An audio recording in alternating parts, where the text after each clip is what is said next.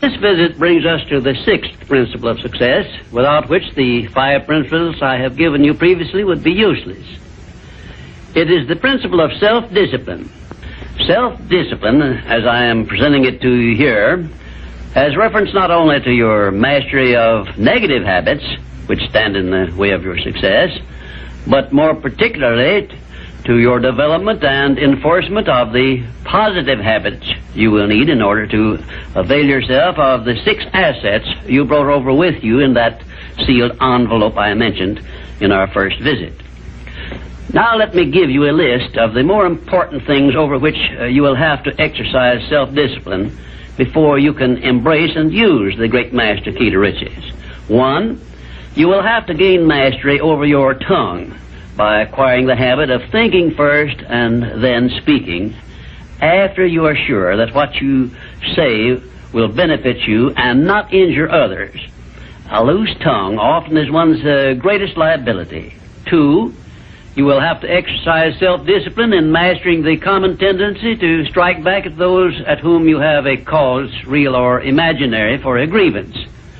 You must remember that everything you do to or for another, you do to or for yourself, because your every thought and every act which benefits or injures another person comes back to you in kind, greatly multiplied.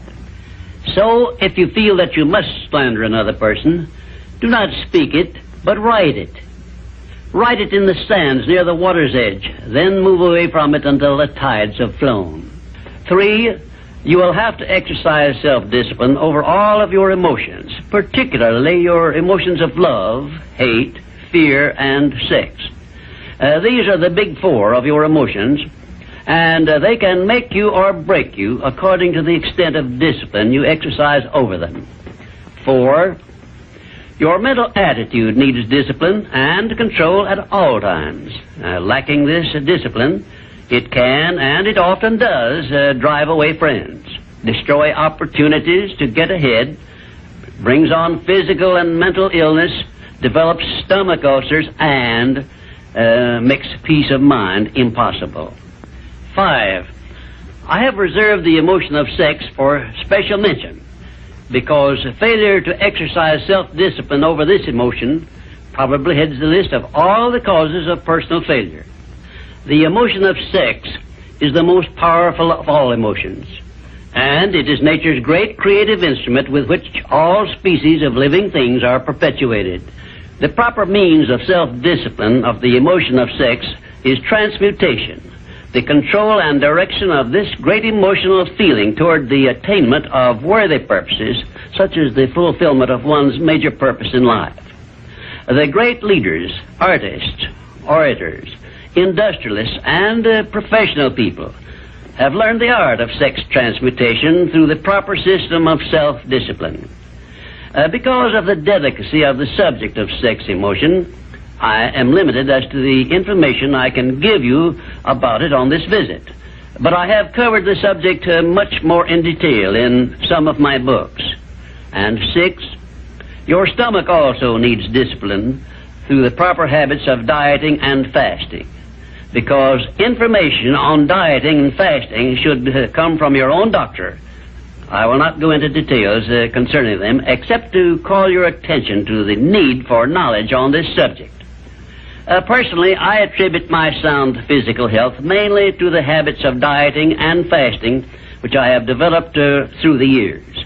And 7, you will need to exercise self-discipline in relation to religion and politics, because our country, which is the most acceptable form of society civilization has yet produced, is made up of people of varying beliefs in connection with both of these subjects.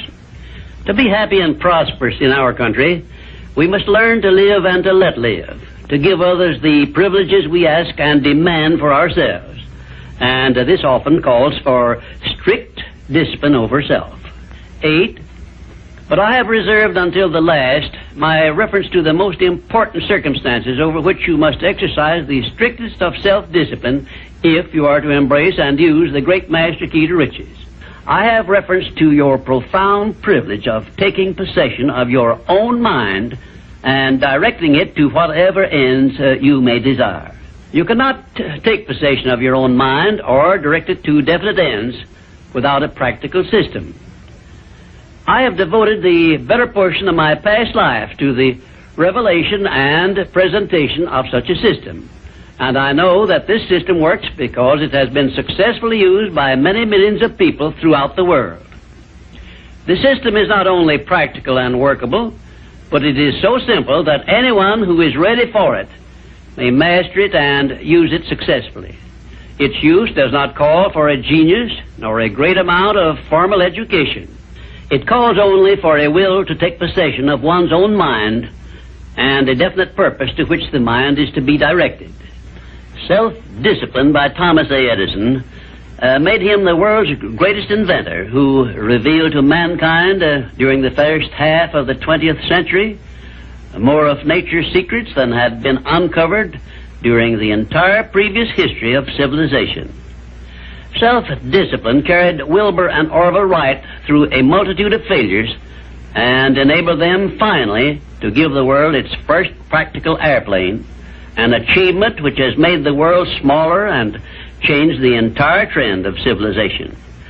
Self-discipline helped Helen Keller to triumph over deafness, blindness, and dumbness, a combination of afflictions such as most people never experience.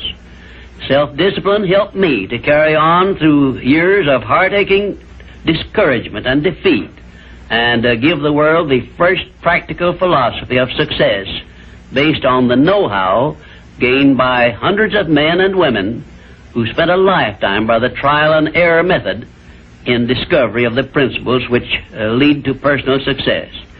Self-discipline is among the top-ranking features of all the great religions, including, of course, the Christian faith. And there are some people who believe that our major purpose on earth is that of developing wisdom through struggle and self-discipline.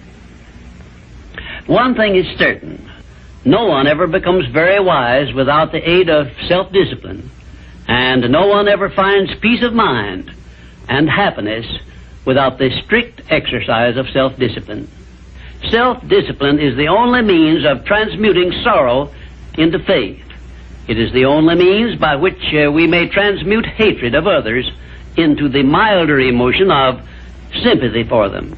It is the only means by which we may reveal and profit by the seed of an equivalent benefit which comes with every adversity and every defeat. It is the only means by which we may shut out of our minds the deadly effects of past experiences of suffering and unpleasantness.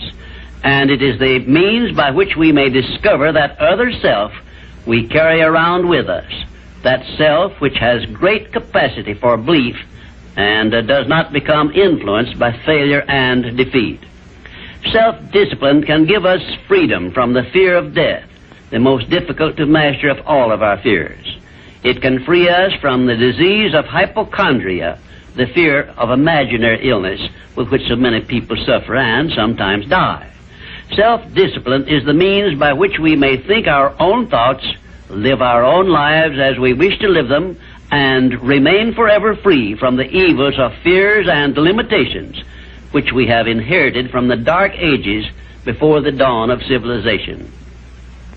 The Creator never gives one an asset or benefit without passing along with it the means by which it may be embraced and used. Self-discipline, therefore, is the means by which the Creator provided us with a method of embracing and using the only thing over which we have unchallengeable control, the power of our own thoughts. And now, until our next visit, may I remind you that the habit of taking the line of least resistance makes all rivers and some men crooked.